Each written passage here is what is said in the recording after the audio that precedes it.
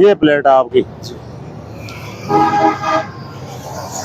ये भी ओरिजिनल नहीं है सर जी। ओरिजिनल मालिक के पास घर में पड़ी होती है, चोरी होती रहती है। ये भी जेन्युइन नहीं है, बहरहाल है पैटर्न की। दी है ना, जो इस वजह से जो है किया हुआ है। ये है पैटर्न की, लेकिन जेन्युइन ये भी नहीं है।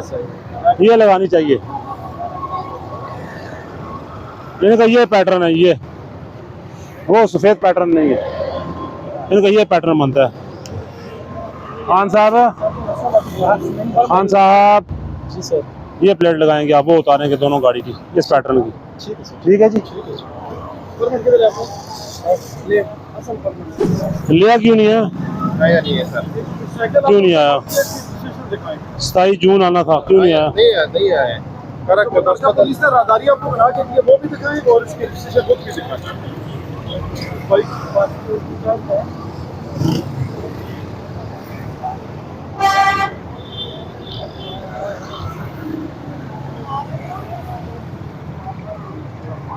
पेपर लगाए हैं पूरी गाड़ी को काले आपने।